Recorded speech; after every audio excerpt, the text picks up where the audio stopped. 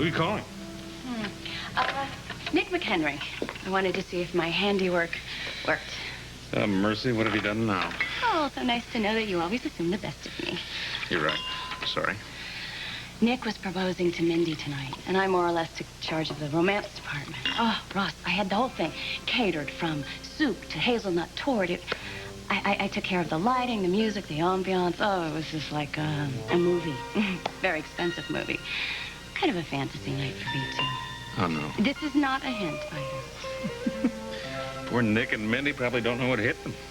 Well, I wouldn't trade one violin string of it for the night we had. You know how long it's been since you've taken me dancing? Well, honey, at my age, I could fall down and break a hip.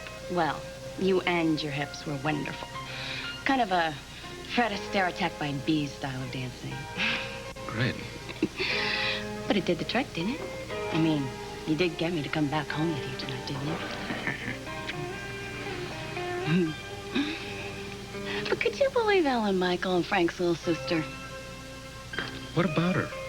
Oh, I don't know. It's just that she's not really his type. I mean, she's cute and kind of a cave bear sort of way. Whatever that means. She does work fast. I give her that. Last week she said she didn't even know Ellen Michael, and tonight she's hanging all over him like a cheap set of drapes. What are you, in charge of his love life now? Excuse me? Inspecting all the newcomers, make sure they come up to snuff? No, I was just being my usual gossipy self. Look, Ross, if I were jealous or had the hots for Ellen Michael, I sure wouldn't have brought it up to you. Well, how reassured am I? I'm going to bed.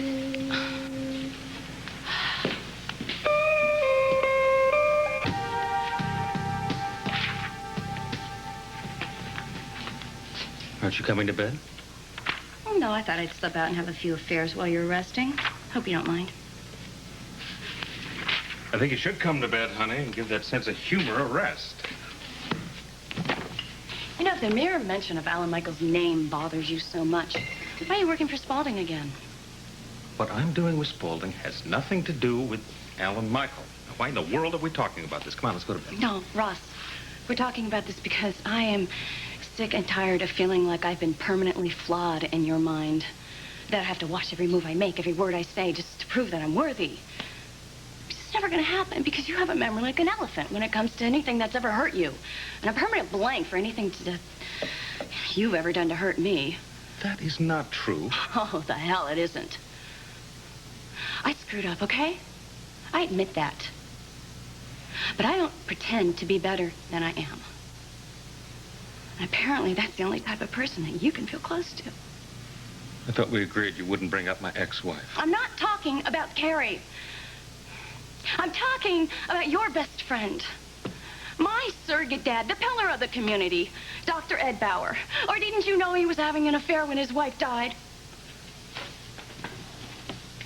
I heard it straight from the horse's mouth. Not Ed's. Lillian's. Lillian told you? No. I overheard her telling someone else. Eve Guthrie, ironically enough. You know, it all started to make sense. I mean, the way Ed was acting at the funeral, and Lillian not showing up to the chapel, and then Michelle's reaction to her. I mean, I bet you she knew what was going on, or at least suspected. I wouldn't be surprised if she told Holly. Not that it's the only time that Ed ever strayed from Maureen. I mean, Michelle is living proof of that. Let's lighten up. Ed has never professed to be a saint. Well,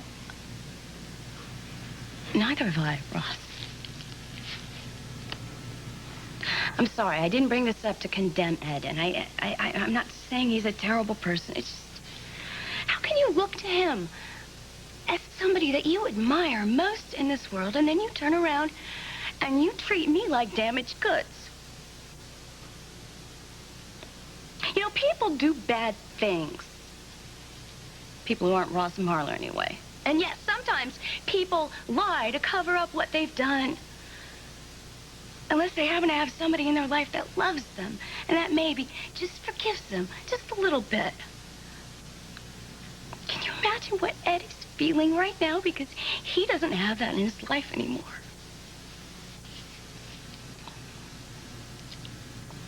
I just think that I don't have it either. And that I never will.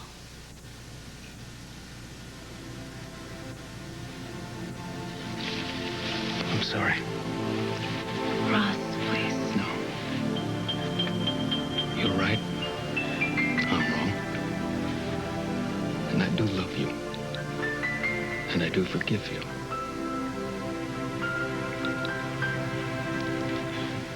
This is the person I want to be. And I hope that you can forgive me if I'm not always successful.